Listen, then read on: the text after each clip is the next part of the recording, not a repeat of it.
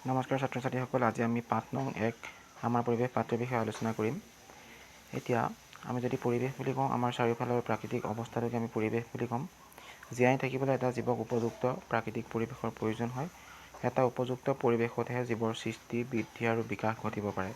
সৌৰজগতৰ গ্ৰহবিলাকৰ ভিতৰত আমাৰ পৃথিৱীখনেই হ'ল এনে এটা গ্ৰহ য'ত আমি পৰিৱেশ পাওঁ, পৰিৱেশ দেখিবলৈ পাওঁ। ঠিক আছে, আৰু সেই তেনেধৰণৰ পৰিৱেশবিলাকক আমি সদায় পৰিৱেশত বহুতো উপাদান পাওঁ। উপাদান মানে ধৰি লোৱা আমি কিছুমান বস্তু পাওঁ, আৰু সেই বস্তুসমূহক আমি সেই উপাদানসমূহক দুটা ভাগত ভাগ কৰিছোঁ।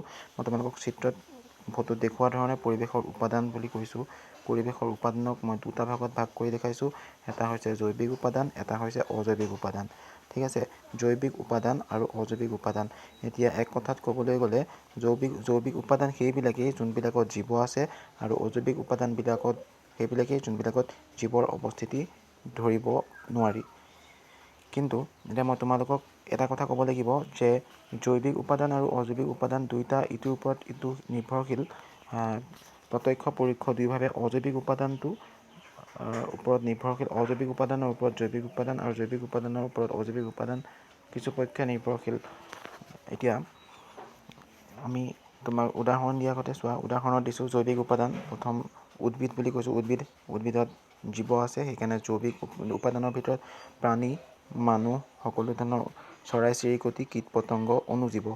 অণুজীৱ বুলি কওঁতে কি, যোনবিলাক জীৱ আমি সৰু খালী চকুৰে দেখা পোৱা নাযায়, তেনে এমিবা, পেৰামেচিয়াম, ইউগ্লিনা এনেধৰণৰ কিছুমান এককোষী জীৱ আছে যোনবিলাকক আমি খালী চকুৰে দেখা নাপাওঁ, সেইবিলাকক অণুজীৱ বুলি কোৱা হয়। ঠিক তেনেধৰণে অজৈৱিক উপাদান বায়ু, পানী, মাটি, নৈ, পৰ্বত, পাহাৰ ইত্যাদি, যোনবিলাকক ডাইৰেক্টলি কোনো ধৰণৰ জীৱৰ অৱস্থিতি পোৱা নাযায়, সেইবিলাকে অজৈৱিক উপাদান।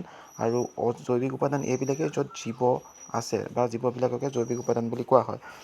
এতিয়া যদি আমি এটা পানী ভৰা পুখুৰীৰ কথা কওঁ, তাত যদি পুখুৰীত মাছ থাকে বা পুখুৰীত কিছুমান শেলাই, মেটেকা আদি থাকিব পাৰে, সেই সকলোবিলাক এতিয়া এটা পুখুৰীটো হ'ল অজৈৱিক উপাদান। কিন্তু অজৈৱিক উপাদানত কি থাকে, পেনাই থাকে, মেটেকা থাকে, দল ঘাঁহ থাকে, ইকৰা, সাপ, ভেকুলী, সকলোবিলাক হ'ল জীৱ। সেইকাৰণে এটা অজৈৱিক উপাদানৰ ওপৰত প্ৰত্যক্ষই হওক বা পৰোক্ষই হওক, দুই ধৰণে এটা জৈৱিক উপাদানে নিৰ্ভৰ কৰিবলগীয়া হয়।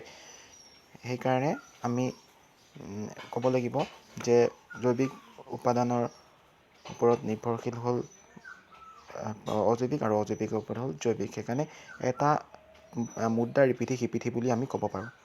ঠিক আছে।